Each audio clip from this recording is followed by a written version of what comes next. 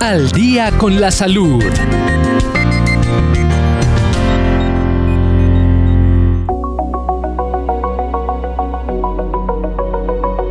Bienvenidos a Al día con la salud, soy Carlos Alberto Polo y en el programa de hoy abordaremos un tema muy relevante.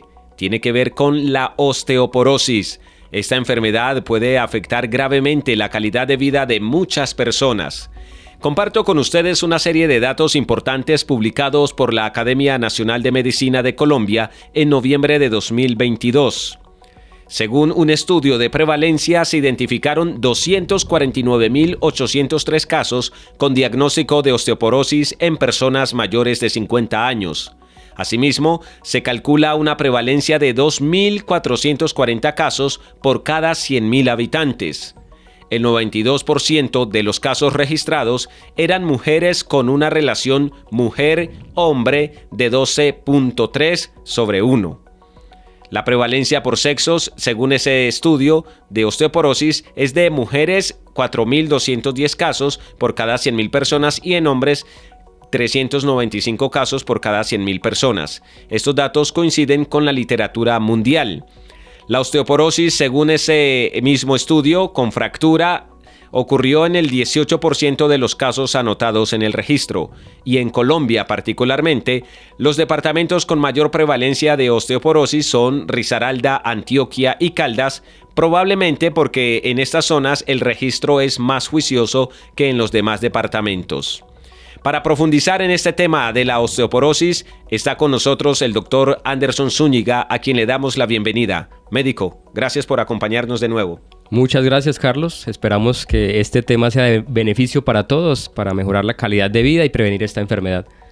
Gracias de nuevo, y así es. Y para comenzar, ¿qué es exactamente la osteoporosis? Muy bien, Carlos. Esta palabra osteoporosis significa hueso con poros y es una enfermedad caracterizada por densidad ósea baja. La calidad del hueso disminuye, lleva a un deterioro de la estructura del hueso, lo que lo hace más débil y esto aumenta la fragilidad del mismo y también lo hace más susceptible de fracturas, como usted lo estaba mencionando.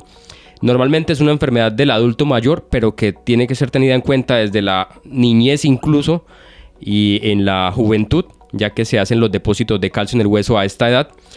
Y teniendo en cuenta que la pirámide poblacional también se está invirtiendo, ¿cierto? Cada vez tenemos más adultos mayores, por eso es tan importante tener en cuenta esto, no solo en los ancianos, sino también en la población joven. Esto lleva también a las fracturas secundarias a osteoporosis, a más riesgo de discapacidad e incluso de muerte por efectos secundarios a esta enfermedad. ¿Significa, cuando usted habla de huesos porosos o con poros, que hay un desgaste del hueso? Es una pérdida de la densidad mineral del hueso, se hace como de menos calidad y por eso es más susceptible de fracturas. Perfecto. Y en cuanto a la epidemiología, ¿cuáles son las cifras más alarmantes? Entregamos unas en la introducción de este programa, pero seguramente usted tiene otros datos relevantes también que compartir con la audiencia. Correcto, las cifras que nos daba Carlos es de Colombia, pero coinciden, sí, con la Organización Mundial de la Salud, las cifras que ellos aportan, que dice que cada 10 personas mayores de 50 años pueden sufrir de osteoporosis. Según los resultados de algunos exámenes, de un examen sobre todo que se llama densitometría, que más adelante vamos a hablar de él, cerca de 2 personas de cada 10 tienen osteoporosis. 4 estarían clasificados con osteopenia, que es una disminución de la masa ósea sin que alcance a ser todavía osteoporosis, y 4 de cada 10 personas estaría en el rango normal, con huesos sanos. Cerca de 200 millones de personas en el mundo padecen esta enfermedad, considerando también el subregistro, ¿cierto? En algunas partes no se dice, no se dan las cifras correctas o completas. Hay subregistros. Correcto, entonces por eso podría modificarse esas cifras. El riesgo de fractura es cercano al 20% o más también en algunos lugares. Y lo que decía ahorita Carlos, las mujeres pueden padecer más osteoporosis por efecto de los estrógenos. Los estrógenos funcionan como un protector del hueso. Sí. Cuando la mujer llega a la menopausia, pues quedan sin ese efecto protector de los estrógenos para la calidad del hueso y por eso hay predisposición en este sexo a la osteoporosis y a las fracturas secundarias a esta enfermedad. ¿Nos recuerda, por favor, a partir de qué edad hay más riesgo de padecer osteoporosis? Sí, señor. Después de los 50 años aumenta el riesgo. Sin embargo, para hacer las pruebas o los exámenes de tamizaje como la densitometría, se sugiere que las mujeres mayores de 65 años se hagan la densitometría y los hombres mayores a 70 años. La densitometría es un tipo de examen para poder evaluar si hay o no caso de osteoporosis. Así es, sí, señor. En la parte del diagnóstico le vamos a hablar un poquito más acerca de este importante examen para diagnosticarla a tiempo. De acuerdo. Hablemos ahora del panorama actual. ¿Se está diagnosticando y tratando a tiempo esta enfermedad de osteoporosis? Bien, Carlos, encontramos, ¿cierto?, según estudios, que hay una falta de pruebas de tamizaje, como la densitometría, no se aplican a tiempo o de la forma correcta, y normalmente el primer evento para diagnóstico es una fractura. El paciente se fracturó, entonces se llevó a radiografía y a otros exámenes y se encuentra que sus huesos están con una densidad mineral disminuida, porque no se ha detectado a tiempo esta enfermedad. Entonces, sí, falta diagnóstico oportuno, a veces hay retraso en el tratamiento porque no se ha diagnosticado, ¿cierto? Esto aumenta el riesgo de fracturas, que también conlleva a un deterioro en la calidad de vida de las personas que padecen la enfermedad y los costos, ¿cierto?, asociados a ello por cirugías, el acompañamiento a la enfermedad a la paciente o al paciente que padece esta enfermedad, el proceso de rehabilitación que también lleva un desgaste económico y físico para la familia y consecuentemente pues afectación social, la calidad de vida, su relación familiar, entre otros. Cuando hablamos de fracturas por osteoporosis, es importante anotar que no es ese tipo de fractura ocasionada en algún momento de actividad física y que se produce por algún tipo de impacto propia de la actividad, ¿cierto? Correcto, Carlos. No se trata, por ejemplo, de alguien que se accidentó, ¿cierto? Un accidente de tránsito con una física alta y entonces lo esperable era que se iba a fracturar. Sí. O, por ejemplo, una caída de altura y, pues bueno, 2 metros y lo más esperable es que por lo menos una fracturita pudiera tener esa persona. Claro. O sea, hablamos de fracturas inocentes, es decir, un movimiento leve o una caidita de bajo impacto y causó una fractura, de esas fracturas que hablamos. De acuerdo. Hablemos ahora acerca de ese proceso con el que se diagnostica la osteoporosis. Muy bien, entonces decíamos que la densitometría ósea es el examen de elección porque mide la densidad mineral del hueso en 3 sitios anatómicos, básicamente en la cadera, en la columna y cerca de la muñeca, en el radio distal. El radio es el hueso del antebrazo. Entonces, estos exámenes arrojan un resultado basado en un Z-score. El Z-score es una unidad de medida que también está basado en datos de la población sana de la misma edad y sexo. Entonces, la densitometría lo que indica es qué tanto se acerca o aleja del valor medio del resto de la población. Entonces decimos que si la densitometría reporta que está entre -1 o hacia arriba, es una densitometría normal. Si está entre -1 y -2.4, hablamos de osteopenia y ya decíamos que es una disminución de la densidad mineral del hueso sin que llegue a osteoporosis. Y si es inferior a -2.5, esa desviación estándar, ese Z-score, hablamos ya de osteoporosis. Esta prueba es fácil de interpretar, como les menciono, y debería aplicarse a mujeres mayores de 65 años que están pues en la posmenopausia. En hombres mayores de 70 años también debería ser utilizada como prueba de tamizaje o de detección para encontrar a tiempo los primeros indicios de la enfermedad. O la radiografía no es una prueba de tamizaje, sino que a veces la persona dice, me hicieron una radiografía porque tenía un dolor en tal parte y ahí se encontró un hueso descalcificado con una densidad disminuida, pero sin la cuantificación correcta de la masa ósea. Sí. Y por consiguiente no es la prueba de elección. Entonces una radiografía no es prueba para osteoporosis. A veces encontramos en los centros comerciales o en sitios públicos que hacen ecografía cuantitativa, que es una prueba midiendo allá la densidad del talón, Pero esta prueba solamente sirve de tamizaje, no es una prueba diagnóstica. Entonces, si en algún momento alguien se hizo una ecografía cuantitativa en un sitio de estos, lo ideal es que entonces, con base en el resultado, se consulte al médico para que le envíen entonces el examen de elección, que es la densitometría ósea. El más indicado para este caso de osteoporosis. Así es, sí, señor.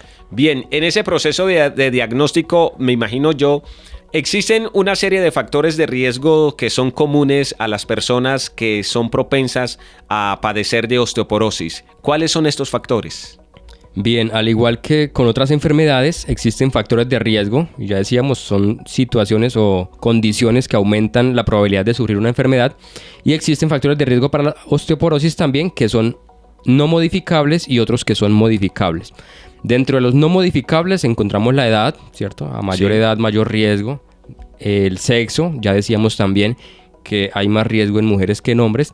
Y la genética, por algunas condiciones puede que una persona tenga mayor probabilidad de sufrir osteoporosis que otra. Esos serían los factores de riesgo no modificables. Y dentro de los modificables, es decir, los que sí se pueden trabajar, estaríamos hablando, por ejemplo, de una enfermedad endocrinológica que pudiera alterar el metabolismo del calcio, de la vitamina D, o una enfermedad gastrointestinal. Entonces, actuando a tiempo, tratando a tiempo estas patologías, pues también va a disminuir el riesgo de osteoporosis. El sedentarismo es un factor de riesgo modificable que también se puede trabajar, ¿cierto? Haciendo actividad física. La alimentación, y entre la alimentación hablamos de un bajo aporte nutricional, pocas proteínas. El factor de riesgo también de la disminución en el consumo de frutas y verduras que aportan también vitaminas, entre ellas la vitamina D, para un correcto metabolismo del calcio. Los tóxicos también juegan un papel importante como factor de riesgo modificable, entre ellos el licor, el café, las bebidas negras. ¿Por qué? Porque tienen un alto contenido de fosfato, y el fosfato es lo que llamamos un quelante del calcio, un secuestrador de calcio. Si lo captura, entonces impide su correcto funcionamiento y por lo tanto el hueso es el que va a ser afectado. El cigarrillo también tiene un efecto negativo en el metabolismo del calcio y la vitamina D, y por consiguiente es un factor de riesgo que se puede modificar, entonces evitando el consumo de esta sustancia. Y algunos medicamentos de uso rutinario como los antiinflamatorios, entre ellos los esteroideos, que tienden a disminuir también la calidad del hueso. Entonces estos serían los factores de riesgo modificables. De acuerdo. Me surge una pregunta a partir de estos factores de riesgo. Si mi mamá, mi papá, mi abuelo, mi abuela o algún familiar padeció osteoporosis en algún momento de la vida, ¿quedo yo propenso para también padecer osteoporosis? Puede ser, Carlos, que por genética usted también tenga la predisposición a tener una densidad mineral ósea disminuida, o también porque su crianza, ¿cierto?, su estilo de vida que fue heredado, también se asuma, entonces poco ejercicio, alimentación deficiente, entonces también podría influir en la aparición de la enfermedad a largo plazo. Comúnmente suele compararse a la osteoporosis con descalcificación. ¿Es esto cierto? Realmente es correcto, Carlos. Lo que pasa es eso, ¿cierto? Si no se metaboliza bien el calcio o se agotan los depósitos de calcio en el hueso, pues el hueso se hace más frágil y por consiguiente también pues se padecerá la enfermedad y habrá más riesgo de fracturas también por falta de esa mineralidad o esa densidad mineral ósea adecuada en el hueso. Bien, hablemos ahora de los síntomas. Uno de los síntomas más particulares, lo hablo porque mi mamá padeció de osteoporosis, es el dolor. ¿Realmente duele en el mayor de los casos? Bueno, se ha dicho que la osteoporosis es asintomática. Si no hay fracturas, no debería doler, ¿cierto? Duele cuando, por ejemplo, la persona tiende a mantener fracturas, así sean mínimas, en algunas partes del cuerpo. Sí. Pero si no hay antecedente de trauma, habría que entonces considerar otras patologías que causan dolor. Por ejemplo, la artritis, que es una enfermedad autoinmune y que afecta las articulaciones, y esto sí es muy doloroso. O la artrosis, que es un desgaste en las articulaciones también, una enfermedad degenerativa por desgaste articular, que también podría causar dolor. Entonces, a menos que esté en una condición muy avanzada, que ante cualquier movimiento produzca una fractura, pues normalmente no debería doler. Y usualmente el primer síntoma es secundario a una fractura y de esa forma se manifiesta la enfermedad. ¿La artritis y la artrosis que usted menciona están relacionadas con la osteoporosis? Están relacionadas en la medida en que, pues, hablando del sistema musculoesquelético, porque efectivamente afecta el mismo sistema, pero son condiciones diferentes a la osteoporosis. De acuerdo. Médico, el esqueleto humano de un adulto tiene más de 200 huesos, según la ciencia. ¿Cuál es el hueso más afectado por osteoporosis en una persona que padece esta enfermedad? Muy bien, entonces se habla de la fractura de muñeca o de radio distal, ¿cierto? ¿El radio distal sería cuál? El radio es el hueso del antebrazo, ¿cierto? Es decir, del codo hasta la muñeca, correcto. Entonces en la porción distal, cercano a la muñeca, es la parte que más se fractura, ¿cierto? Y esto es por obvias razones. Una persona, si se va a caer, pues lo primero que son las manos. Que manda en las manos, ¿cierto? Sí. Entonces se fractura en alta proporción la muñeca. Se dice que 1/3 de las mujeres se fractura por osteoporosis y la mitad de los pacientes que tienen osteoporosis van a sufrir una fractura. El húmero proximal sería otro hueso que también se fractura. El húmero es el hueso que está en el brazo. Entre el hombro y el codo. Entre el hombro y el codo. Y en la porción cercana al hombro, es el húmero proximal, es también una fractura muy frecuente en pacientes con osteoporosis. Pero también la cadera, sobre todo en adultos mayores, la cadera se fractura bastante. Caídas desde su propia altura, hacen que la persona caiga de lado y no alcanzó a poner las manos, entonces la cadera fue la que se fracturó. También en menor proporción, fracturas de vértebras en la columna, de fémur, el hueso largo que hay entre la cadera y la rodilla, también se puede fracturar, y la tibia, que es el hueso principal de la pierna, entre la rodilla y el tobillo, sobre todo en la porción distal, también se fractura con menor frecuencia que las otras, pero también puede haber fracturas por osteoporosis en esa zona. No todos los pacientes serán llevados a cirugía, esto depende de la fractura, del sitio anatómico, del tamaño de la fractura. Eso lo definirá el especialista y también el tratamiento. De acuerdo, y es que aquí aprendemos también un poco de anatomía humana, estimados oyentes, con nuestro médico Anderson Zúñiga, que nos acompaña en ese espacio de Al Día con la Salud. Y hablando de caídas, prevenir las caídas es crucial para alguien que padece de osteoporosis. ¿Qué recomendaciones nos puede dar usted como médico? Muy bien, Carlos. Entonces decíamos que las fracturas por osteoporosis no son las fracturas por trauma mayor, por caída de altura, un accidente de tránsito, sino fracturas o por caídas inocentes que una persona sana no debería producirle una fractura. Pero que en un paciente con osteoporosis, pues como tiene mayor predisposición a padecerla, pues puede darse. Entonces, para ellos, sobre todo en los adultos mayores, es importante que la vivienda tenga un ambiente saludable, ¿cierto? Previendo que cualquier afectación en ese ambiente puede también predisponer a una fractura. Entonces, que tenga luz adecuada, ¿cierto? La habitación, la vivienda donde está la persona, evitando obstáculos, que no haya por ahí cables en el piso, que en lo posible no haya alfombras en las que el paciente o la persona se pueda tropezar y caer. Las alfombras son muy bonitas, adornan muy bien, pero es un factor de riesgo para caídas en adultos mayores. El piso que no esté resbaloso, si hay un derrame de líquido, entonces secarlo con prontitud. Si en la vivienda o en el lugar donde la persona frecuenta está con escaleras, pues que tenga pasamanos, en lo posible una cinta antideslizante. En los últimos años los abuelos se han convertido en los cuidadores de sus nietos. Entonces los juguetes en el piso, también hay que tener precaución con ello para que se eviten esos factores de riesgo también en el ambiente, en el hogar sobre todo.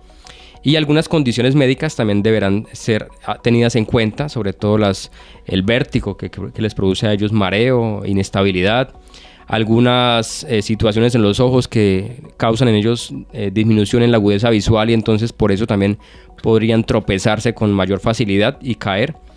La desnutrición, la sarcopenia sobre todo, que es una pérdida de la masa muscular en los pacientes ancianos.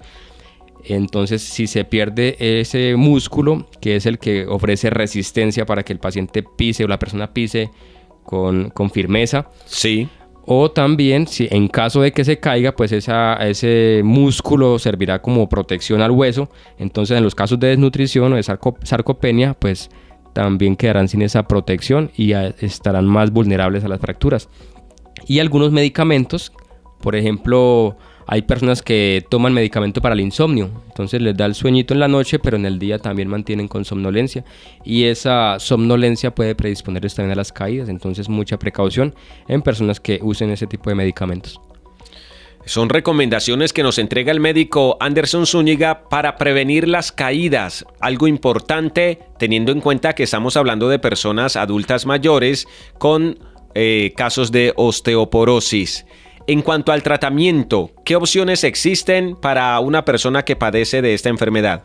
Muy bien, entonces tenemos tratamiento farmacológico y no farmacológico. Dentro del tratamiento no farmacológico, pues habrá que hacer cambios en el estilo de vida y estos ajustes deberán hacerse con tiempo, ¿cierto? Decíamos que en la niñez y la juventud es cuando se forman los depósitos de calcio en el hueso, y por eso es importante una dieta saludable desde temprana edad y una actividad física de forma regular. Necesitamos también aportar calcio en cantidad adecuada al cuerpo. Se habla de 1200 miligramos al día.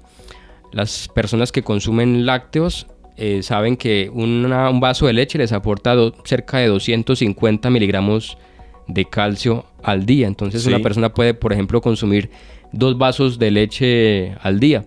Estaría tomando cerca de 500 miligramos de calcio al día. Entonces, en algunos casos como este, deberá la persona ajustar, ¿cierto?, esos 1200 que serían el requerimiento diario con algún suplemento de calcio. Pero también hay otros alimentos que podrían utilizarse, como el ajonjolí, las almendras, las nueces, que también tienen buen contenido de calcio. Si la persona de pronto ve que en su alimentación no se están supliendo esos requerimientos básicos, pues posiblemente requiera también un suplemento, y se consiguen en las farmacias tabletas de calcio con vitamina D incluso, que ya vienen combinadas. Hablamos también de otros alimentos como el brócoli, la chía, la soya, la avena, que también tienen un buen aporte de calcio, como los vegetales verdes también, el brócoli, las espinacas, la lechuga. Y es necesario que se aporte también vitamina D. La vitamina D es la sustancia que va a permitir que el calcio se absorba y se utilice adecuadamente en el cuerpo. Vitamina D que se obtiene también en el cuerpo a través de los alimentos, pero que se activa mediante la exposición a la luz solar en la piel. Entonces esa vitamina D se absorbe de los alimentos, pero se activa en la piel a través de la exposición a la luz solar. Y por eso recomendamos también tomar el sol en horas de la mañana, o cuando ya ha pasado la hora dura del día, ¿cierto?, del sol, posterior a las 3, 4 de la tarde, para que esa vitamina D esté activa y también pueda cumplir su función de absorber el calcio de forma adecuada. El ejercicio físico para fortalecer los músculos. Entre el ejercicio físico recomendamos la caminata, un trote suave, que son ejercicios de impacto leve en el cuerpo y que hacen que se active ese calcio y que se deposite adecuadamente en los huesos. Bien, usted mencionaba la leche y algunos suplementos de calcio como factores importantes al momento de tratar la osteoporosis. ¿Cualquier tipo de leche, cualquier tipo de suplemento, o hay alguno en específico? Muy bien, entonces los lácteos, ¿cierto? Los derivados de la leche, el queso. Por ejemplo, esos que se compran en el supermercado de cajita. Ok, entonces, por ejemplo, ha visto, Carlos, la leche de almendra, ¿cierto? Sí. La leche de almendras, la leche de ajonjolí, por ejemplo. Sí. Estos productos normalmente vienen ya con el suplemento de calcio y de vitamina D.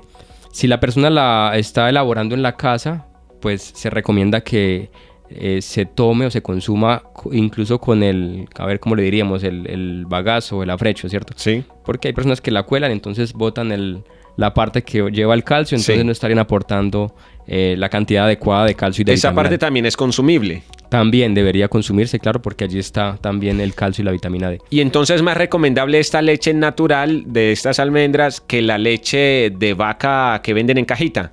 Bueno, si la persona consume lácteos, pues ya decíamos que un vasito de leche aporta cerca de 250 miligramos, entonces estaría bien. Pero si la persona no es, por ejemplo, vegana y no consume ningún producto de origen animal y tampoco consume lácteos, pues necesitaría posiblemente el consumo de alimentos que ya mencionamos y también revisar si de pronto algún suplemento de calcio con vitamina D.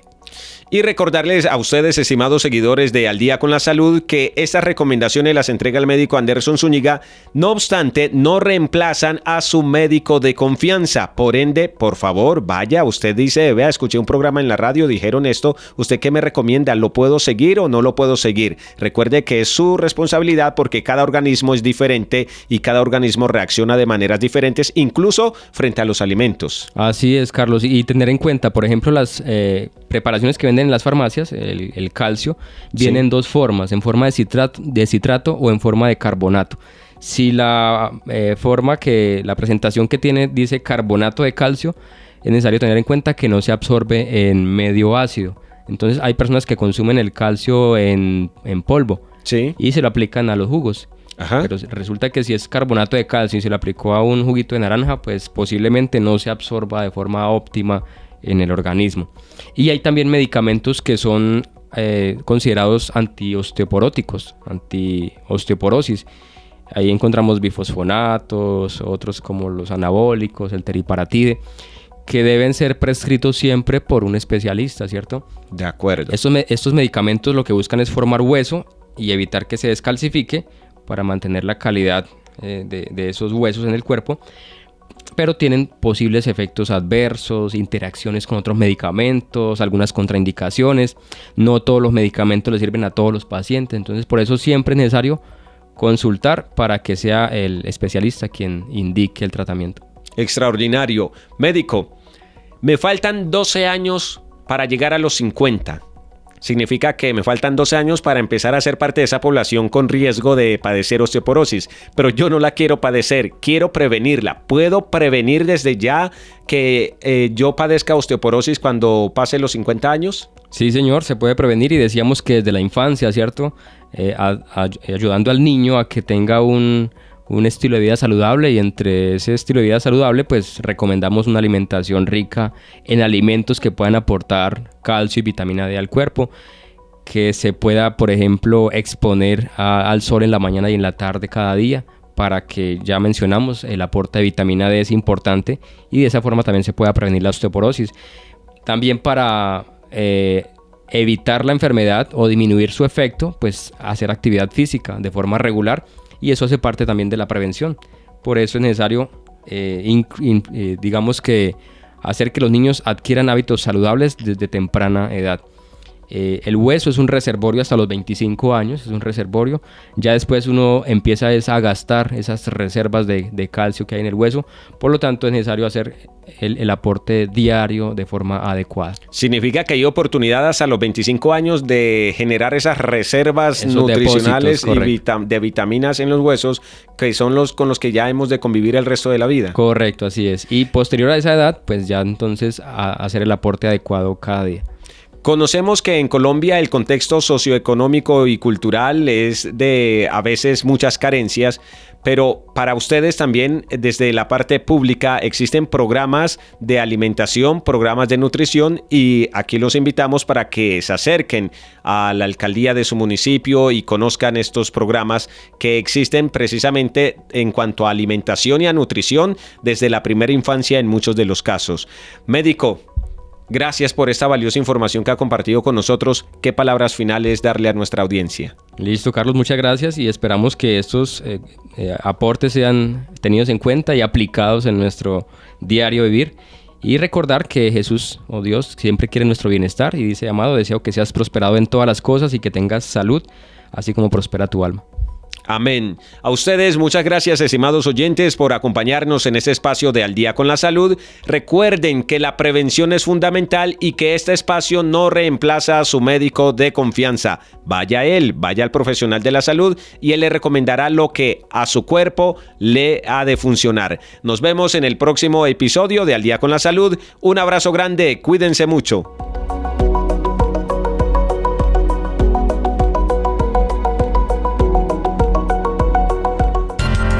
Al Día con la Salud.